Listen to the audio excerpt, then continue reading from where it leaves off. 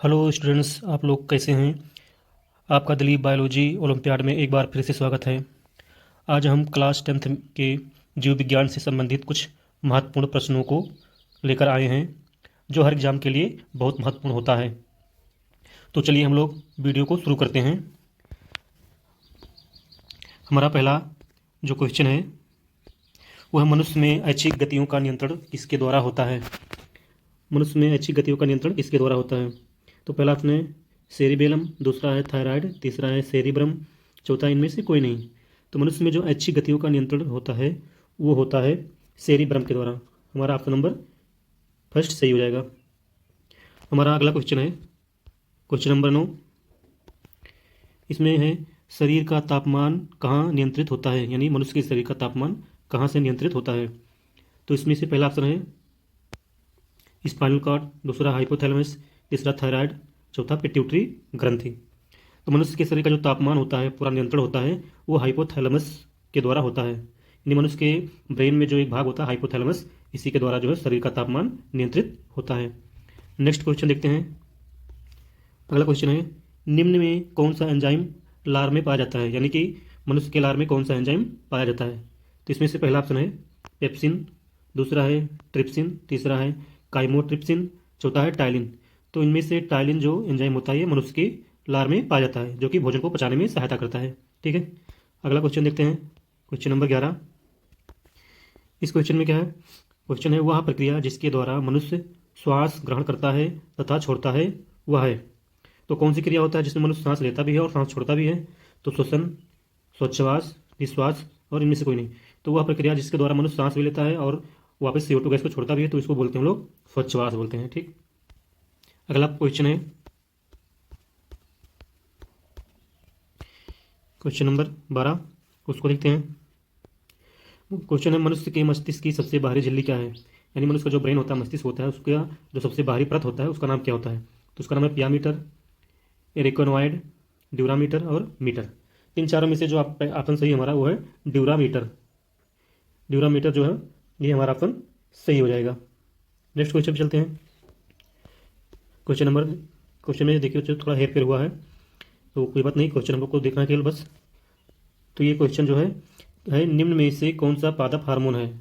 ठीक, तो पादप हार्मोन इंसुलिन हार्मोन दिया गया है, थायरॉक्सिन दिया है, एस्ट्रोजन दिया है और साइटोकाइनिन दिया है।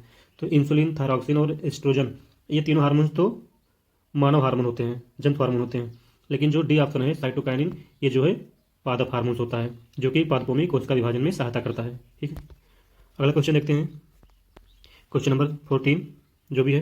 क्वेश्चन है निम्नलिखित में से कौन टमाटर के लाल रंग के लिए उत्तरदायी है, यानी टमाटर जो पकता है तो लाल हो जाता है, उसके लिए कौन सा इनमें से उत्तरदायी है। तो पहला ऑप्शन है बीटा कैरोटीन, एंथोसाइनिन और उपरोक्त सभी। तो टमाटर के जो लाल रंग होता है उसका उत्तरदायी जो होता है लाइकोपीन। क्या होता है, लाइकोपीन होता है। ठीक, नेक्स्ट क्वेश्चन देखते हैं। अगला क्वेश्चन क्या है, क्वेश्चन है हार्मोन शब्द का नामकरण किसने किया था। ठीक, तो ऑप्शन है रॉबर्ट अरस्तु, बेलिस एवं स्टार्लिंग, ब्राउन पोस्टर। तो हमारे इनमें से ऑप्शन सही हो जाएगा बेलिस एवं स्टार्लिंग ने हार्मोन शब्द का नामकरण किया था। ठीक है, अगला क्वेश्चन देखते हैं।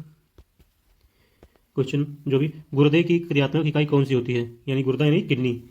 किडनी का जो छोटी छोटी यानी छोटी सी इकाई होती है, संरचनात्मक इकाई कह लीजिए, क्रियात्मक इकाई कह लीजिए, वो कौन सी है। तो चार ऑप्शन दिए हैं एक्सान, न्यूरॉन, नेफ्रॉन और धमनी। तो इनमें से जो ऑप्शन सही हो जाएगा वो है नेफ्रॉन। नेफ्रॉन को किडनी की सबसे छोटी इकाई बोला जाता है। ठीक है, अगला क्वेश्चन देखते हैं।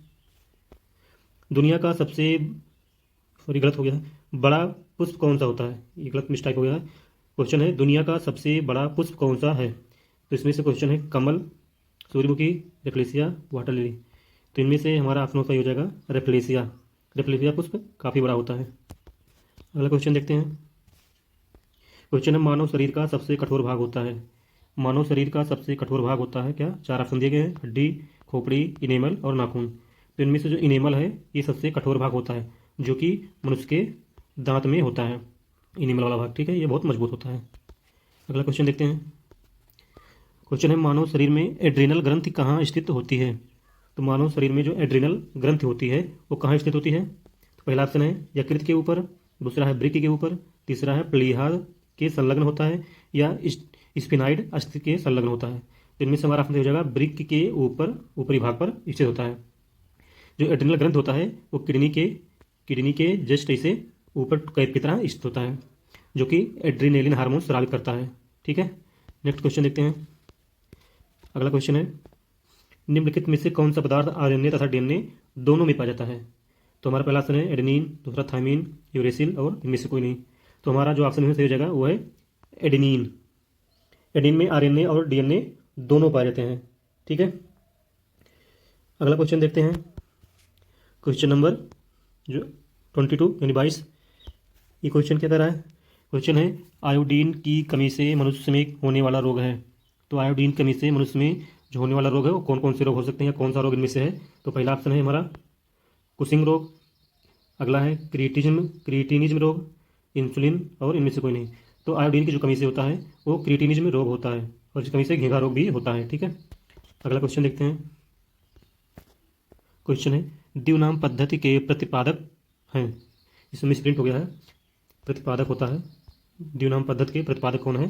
तो चार्ल्स डार्विन, थियोक्रेटस, लिनियस और हिप्पोक्रेटस। तो इनमें से जो हमारा ऑप्शन सही हो जाएगा वो हमारा ऑप्शन सही है कैरोलस लीनियस। द्विनाम पद्धति के जो प्रतिपादक थे वो कैरोलस लीनियस सही है। ठीक है, नेक्स्ट क्वेश्चन है किस फाइलम की जंतुओं में ऊतक नहीं पाए जाते हैं? यानी कि कौन से जो फाइलम होते हैं उस फाइलम के जंतुओं में जो है टिश्यू यानी ऊतक नहीं पाए जाते हैं। तो पहला है मोलस्का, ओरीफेरा, निडेरिया, इकानोडर्मेटा। तो मोलस्का में भी होता है, निडेरिया में भी होता है और इकानोडर्मेटा में भी होता है। यानी संघ जो पोरीफेरा होता है इनमें जो है ऊतक नहीं होते हैं। इनमें क्या होता है, छिद्र होते हैं, छिद्रयुक्त प्राणी होते हैं ना, तो इनमें जो है टिश्यू यानी ऊतक नहीं पाया जाता है। ठीक, नेक्स्ट क्वेश्चन हमारा है, क्वेश्चन है अमीबा जन्म करता है। यानी अमीबा जो होता है जो कि एक प्रोटोजोआ होता है, इसमें जन्म किस प्रकार से होता है? त्रिसंलयन के द्वारा, द्विविखंडन, कि मुकुलन, कि निषेचन। तो निषेचन तो होगा नहीं, मुकुलन भी नहीं होगा, ये हाइड्रा में होता है। अमीबा में जो जन्म की प्रक्रिया है वो द्विविखंडन के द्वारा होता है, यानी बाइनरी फिजन। ठीक है, अगला क्वेश्चन है ऑक्सीजन हार्मोन्स की खोज किसने की थी? तो ऑक्सीजन जो हार्मोन्स की खोज की थी वो है ऑप्शन जो है पहला हमारा डार्विन, लेमार्क, रॉबर्ट हुक और इनमें से कोई नहीं। तो जो ऑक्सीजन हार्मोन्स की खोज की गई थी वो चार्ल्स डार्विन के द्वारा की गई थी। और ऑक्सीजन हार्मोन्स पाया कहाँ जाता है? ऑक्सीजन हार्मोन्स जो है पौधों में पाया जाता है, पौधों में। और ये पौधों में जो है वृद्धि के रूप में प्रयोग किया जाता है, यानी पौधों की वृद्धि में ऑक्सीजन हार्मोन्स काम आता है। ठीक है, अगला क्वेश्चन हमारा है निम्न में से कौन सा पादप हार्मोन है? ऑप्शन दिए गए हैं, इनमें से कौन सा पादप हार्मोन है? तो इंसुलिन, थायरॉक्सिन, एस्ट्रोजन और साइटोकाइनिन। ये क्वेश्चन हमारा रिपीट हो गया है, कोई बात नहीं। इसमें से जो हमारा ऑप्शन सही है वो साइटोकाइनिन है, जो कि पौधों में पाया जाता है। बाकी ये तीनों इंसुलिन, थायरॉक्सिन और एस्ट्रोजन ये मनुष्यों में पाए जाते हैं। ठीक है, हमारा अगला क्वेश्चन है बताना इसमें गैसीय स्थिति में पाया जाने वाला हार्मोन्स है। यानी इन चारों में कौन सा हार्मोन है जो गैसीय स्थिति में पाया जाता है? तो इसमें से पहला है एब्सिसिक एसिड, एथिलीन, ऑक्सिन और इनमें से कोई नहीं। तो इनमें जो गैसीय स्थिति में पाया जाता है इन चारों में से तो एथिलीन है। एथिलीन जो हार्मोन्स होता है ये गैसीय स्थिति में पाया जाता है।